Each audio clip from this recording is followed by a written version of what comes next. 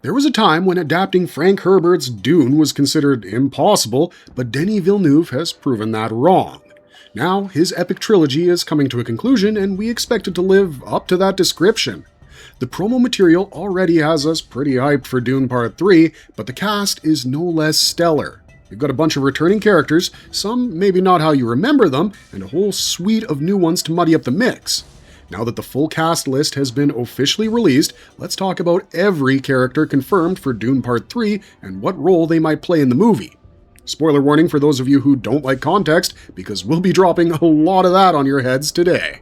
Paul Atreides. Frank Herbert's Dune saga went beyond the story of House Atreides alone. It was a truly galactic saga, with the Atreides becoming side characters in his last two novels. But Denis Villeneuve has maintained from the beginning that his Dune trilogy will be focused on Paul's story, and we don't think it's an exaggeration to say that Timothée Chalamet's Paul Atreides feels like a completely lived character. Kyle MacLachlan's Paul felt like he was stuck in the middle of being a man and a boy, and his story felt more rushed than it did final. Alec Newman's Paul showcased the stresses of command well, and the burdens of his character even better. But Chalamet's Paul has run the complete character gamut and is primed to fulfill that ancient comic book prophecy associated with every powerful being that outlives their welcome. If Dune Part 1 was about Paul coming of age, Dune Part 2 was about him accepting his destiny, and Dune Part 3 will be about him living through the consequences of the choices he's made. With great power comes great responsibility. And that's a beautiful ideal, but Frank Herbert was a realist, and he knew that great power often led to the fulfillment of great and selfish desires. Charismatic leaders are the most dangerous leaders in the world because it doesn't matter whether they do things for good or evil as long as they remain magnetic. And there's no denying that Paul was that. He was raised the son of a duke,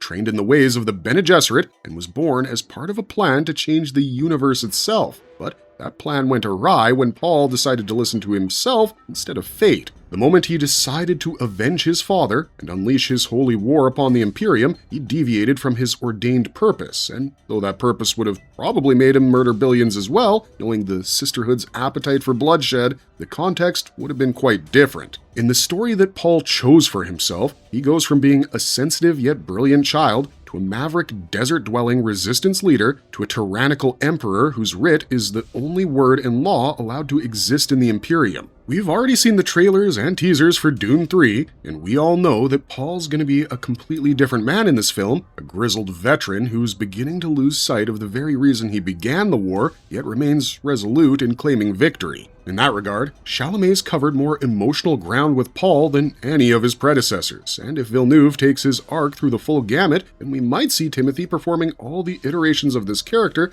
that Kyle MacLachlan and Alec Newman were allowed to discover. That remains to be seen though, because only the film itself can tell us the truth, but Villeneuve's Dune is the story of Paul Atreides, and in Part 3, he'll go from being a man to a god to a man again in glorious yet tragic fashion. Chani! While Timothée Chalamet might be retreading charted territory, his leading co-star, Zendaya, isn't. Chani is unlike any other adaptation of the character because this version takes a completely different path from the one Herbert envisioned. Sean Young and Barbora Kodetova's portrayal of Chani in the David Lynch film and the sci-fi miniseries respectively honored the original character. Their Chani was restrained, soft-spoken, subservient, and above all, completely enthralled by her fate as Paul's lover. She isn't remembered for being a badass freedom fighter, she's remembered as Muad'Dib's true wife, and the woman who was once told that concubines are more powerful than queens, so she should ignore the optics of being one. Maybe not Frank's finest hour as an equalist, but it did depict Chani as someone who believed in the status quo as much as she believed in upending it. Her role was to be Paul's lover and the propagator of his lineage, and she fulfilled that, but we're not sure that path is going to be straight or simple in Dune Part 3. Zendaya's Chani is more skeptical than susceptible,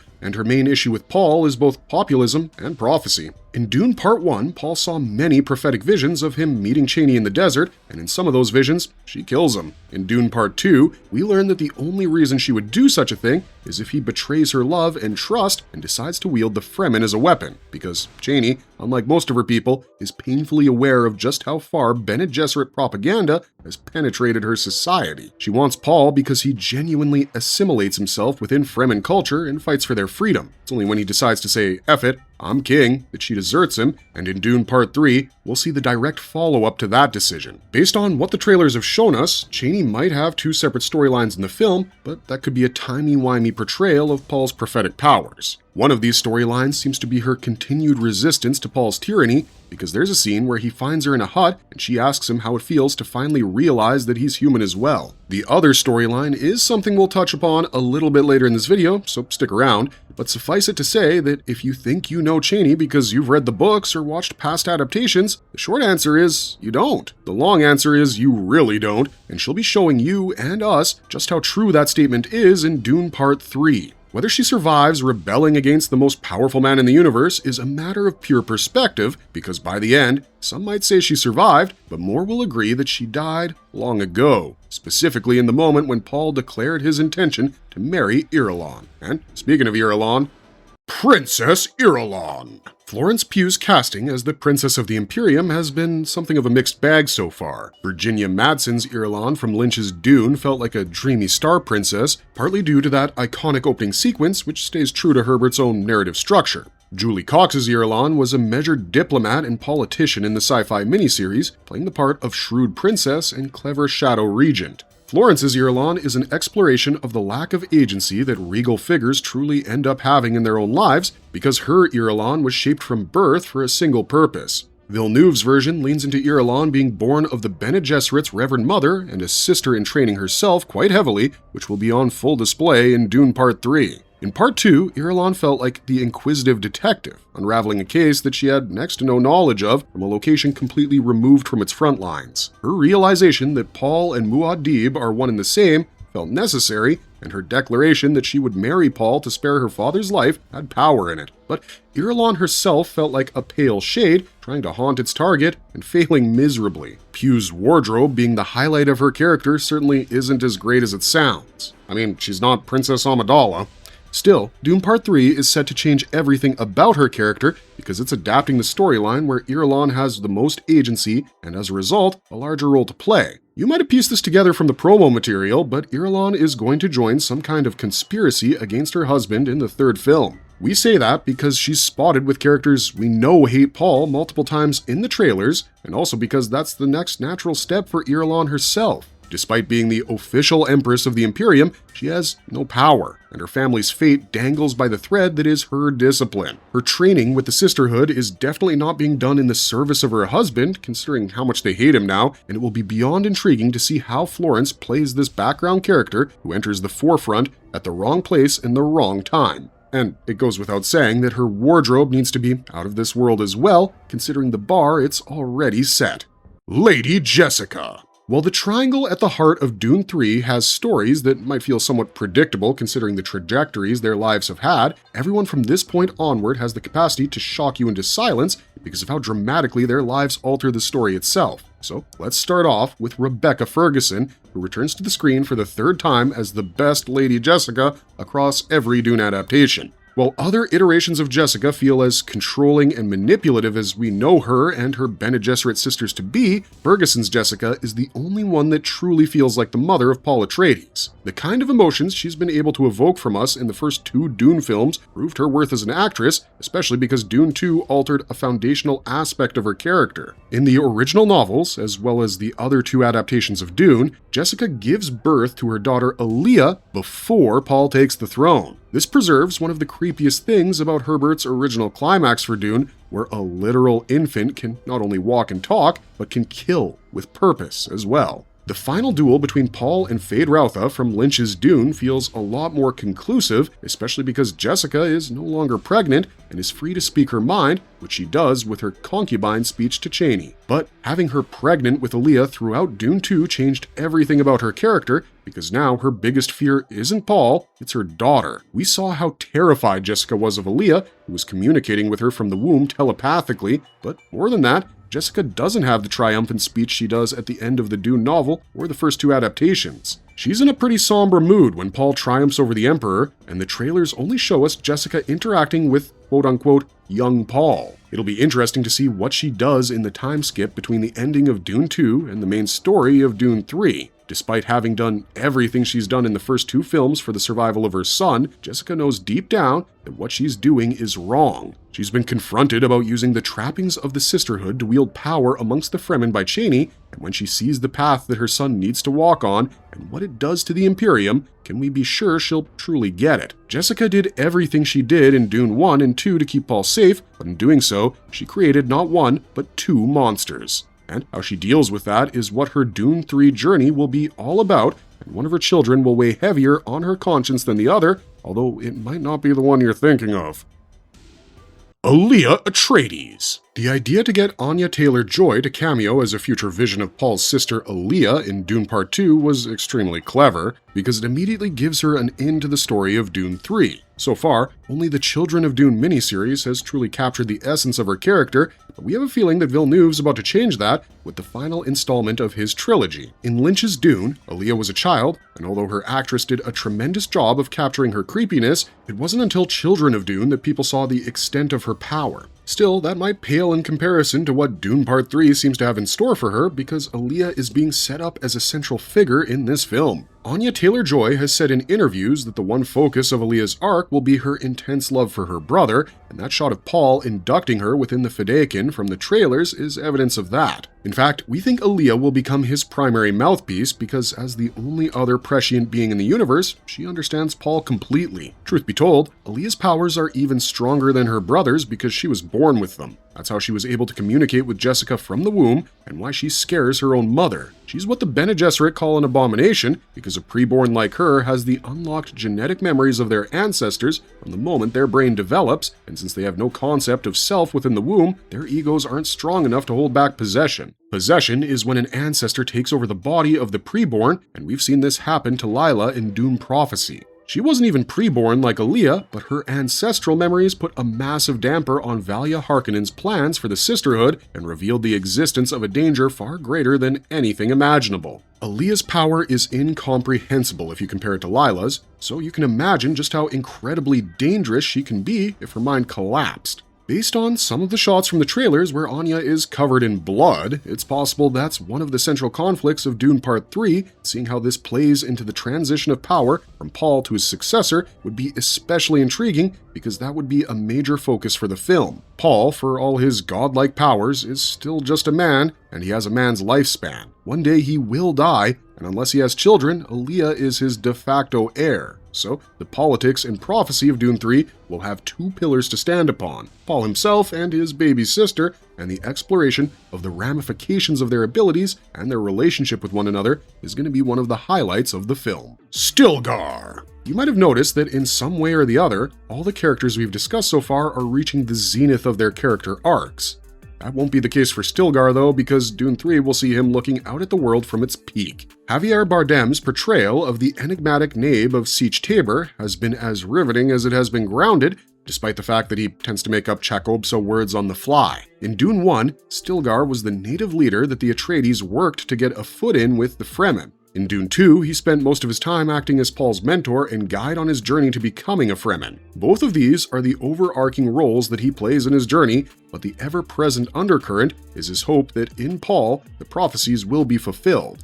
So, when he gives his Lisan al-Gaib speech and officially takes control of the Imperium, Stillgar feels like he's helped fulfill the dream of every Fremen. They are finally free from Imperial oppression, their Messiah has promised to protect Arrakis and burn out the heretics, and this is the peak of Stillgar's life and ambition. All he wanted was a green paradise for his people, and Paul promised that to them. So, Dune 3 will see Stillgar experiencing that paradise, and whether he likes it or not depends on just how tightly he clings to his religious fanaticism. In the promos, we see Stillgar front and center of Muad'Dib's Fedaykin, killing heathens remorselessly and conquering planet after planet for the man he considers a gift from God. He should be happy and fulfilled spilling blood in Muad'Dib's name, but when you reach the peak of your life, the only direction left is downward. And Stillgar's journey in Dune 3 could end up taking that direction. It wouldn't surprise us considering all the hypocrisy Paul has employed just to get the Golden Lion throne, but the crisis of faith Stillgar's downward trajectory might trigger is what we're really waiting to see, because if that happens, then anything can happen so far as Paul and his relationship with the Fremen is concerned. Stillgar will start this movie as his most ardent supporter,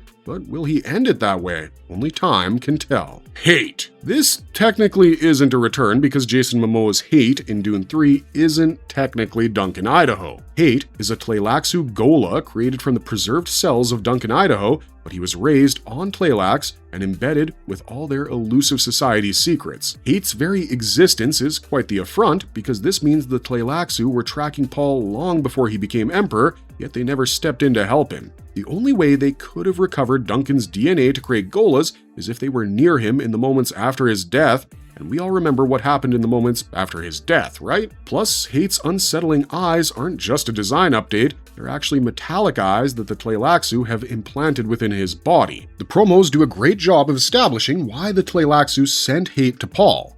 The pair spars with one another, and Paul interrogates Hayt as to why he was sent to Arrakis. Hayt makes it clear that he doesn't like Paul, and he thinks he's a genocidal maniac.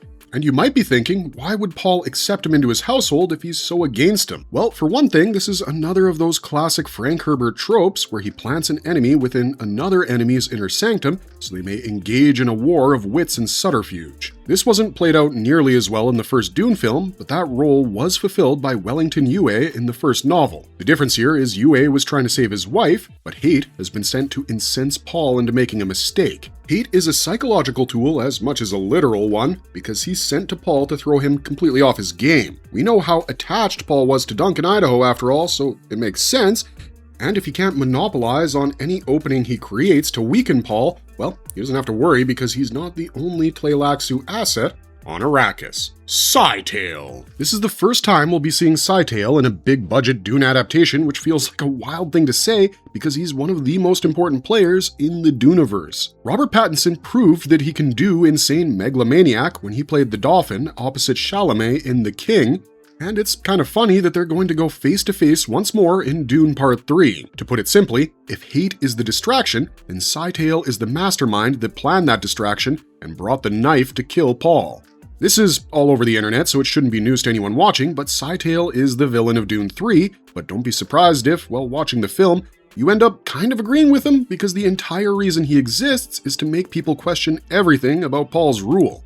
Also, Scytale is a Tleilaxu face dancer, which just makes him even more of a hidden knife in the crowd. You might remember the face dancers from Dune Prophecy. Sister Theodosia is one, and she can contort her face to make it resemble anybody's. Face dancers are usually oppressed in Tleilaxu society, but Scytale is in a unique position because this mission to assassinate Paul could get him promoted. This means he's highly motivated to ensure at least one of his assassination plots works out, but that's not the extent of Scytale's complexity. He develops this oddly respectful relationship with Paul that will be fascinating to watch on screen. Farok. Isaac the Bancole is perhaps most well known for his brief stint as a mob collector in Casino Royale, but in Dune 3, he'll be playing a more interesting role. He'll be playing Farok, and without spoiling too much about the film, let's just say that Farok is exactly the kind of person Villeneuve's Chani would agree with. In Herbert's Dune, Farok was a former Bashar of Muad'Dib's Fedaykin legions, but he didn't join for the same reasons as Stillgar. In fact, when the Holy War was proclaimed,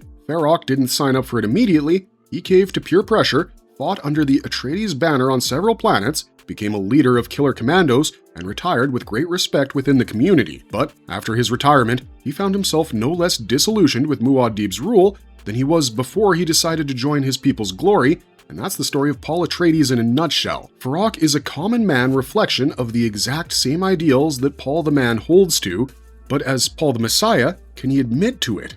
That's the question the film will explore through Farok, and his disillusionment against Paul makes him a likely part of the conspiracy against him as well. Whether that's intentional or unintentional remains to be seen, but for now, know that Farok is a part of this story for a reason. Reverend Mother Mohiam. Charlotte Rampling's Gaius Helen Mohiam puts more emphasis on the Gaius side of things. What does that mean?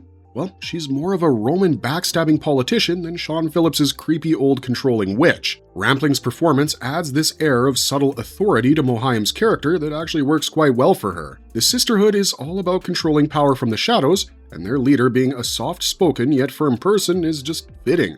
In Dune 1, it felt like Mohiam was in complete control of the game. She's Irulan's mother, a primary advisor to the Harkonnens, and has Jessica in the palm of her hand, thanks to Bene Gesserit training and programming. But in Dune 2, she was taught the price of playing with fate as you get burned by it, and bad.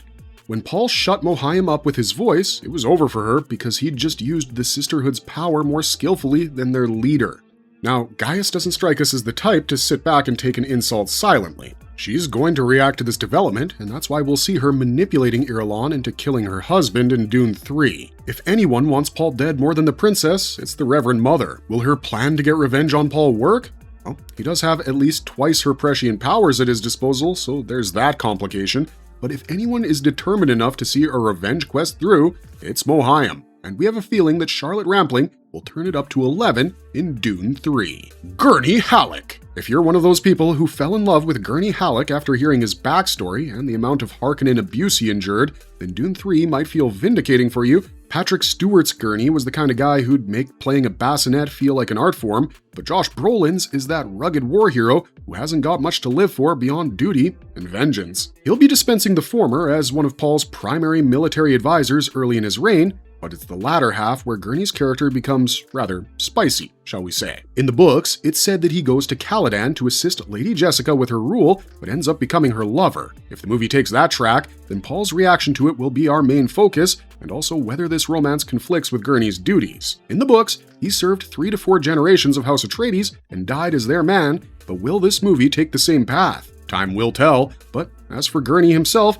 expect him to be the eye of familiarity within the storm that is Dune 3. Leto II and Ghanima Atreides. Leto and Ghanima are names that only the most hardcore Dune fans or early 2000s sci-fi viewers might have heard of. In the case of the latter, it's also James McAvoy's launching point because it's one of his earliest recognizable productions, and while Jessica Brooks's Ghanima was enjoyable, Ida Brooks has the potential to be more accurate if given proper screen time. And hey, maybe Leto can launch another acting career because he's being portrayed by Jason Momoa's son, Nakoa Wolf Momoa. As for why these characters matter to the story of Dune 3, well, to put it simply, they're the keys to securing the Atreides empire. Leto and Ghanima are Paul's twin preborn children who inherit his gifts and his curse. Leto, in particular, is afflicted with the purpose of carrying forward the Golden Path, something his father rejects, and that could be why he's part of the movie in the first place. See, the book in which they become relevant is also the book in which Paul Atreides ceases to exist for all intents and purposes. Their tale begins with their father's absence, but clearly, Villeneuve has other ideas. He might be merging moments from both Dune Messiah and Children of Dune for Part 3 to round out Paul's story, because he's still a part of it, but Leto and Ghanima go beyond children, and Leto in particular is the key to understanding Frank Herbert's true message. We don't want to spoil these things for you just yet, so we'll let the movie take care of those explanations, but what we're saying here is that Leto and Ghanima's inclusion in Dune 3 will involve shenanigans. Major spoiler alert, so plug your ears for a couple of seconds if you want, but in the promos, they're seen playing with Chani in the desert, but in the books, their birth kills her. They live their lives without their mother and father, but because of the timeline of events in Villeneuve's Dune, we wonder how the conclusion of Paul's story and the beginning of Leto's will coincide. Lady Margot Fenring. Last but not least, Léa Seydoux' Margot Fenring is someone that can potentially be done hella dirty by Dune 3 because technically she doesn't need to be in it. You see, Margot's story is covered more extensively in the expanded Dune novels written not by Frank but his son Brian, alongside Kevin J. Anderson. What makes things confusing is the fact that Margot's pregnancy is used for a major storyline by Brian. His pops kind of just forgets about it and moves on, but we have to believe that the whole seduction scene from Part 2, where she sleeps with Fade Routha to secure his genetic information, is going to lead to something. Fenring contains the only legitimate heir to House Harkonnen's assets, and that name, though infamous, wields power as well. Besides, Margot seems to be the kind of sister Gaius sends in when she exhausts her best goody two-shoes sisters, which would make her exclusion from a plot to kill Paul even more noticeable. Who knows, maybe Villeneuve will surprise us and carry over Margot's killer baby storyline into Dune 3, but if he doesn't, she's got enough story threads to be brought back in and used against the Emperor, which is ultimately what every character that isn't Paul or his immediate family will be trying to do all movie long. So there you have it. That's the list of all confirmed Dune cast members and what to expect from them in Dune Part 3. Let us know what you guys think in the comment section down below, and don't forget to like, share, and subscribe to our channel for more Dune content. especially leading up to Doomsday. We'll see you guys real soon with yet another video, so until then, thanks for watching, stay safe out there, and we'll see ya in the next one.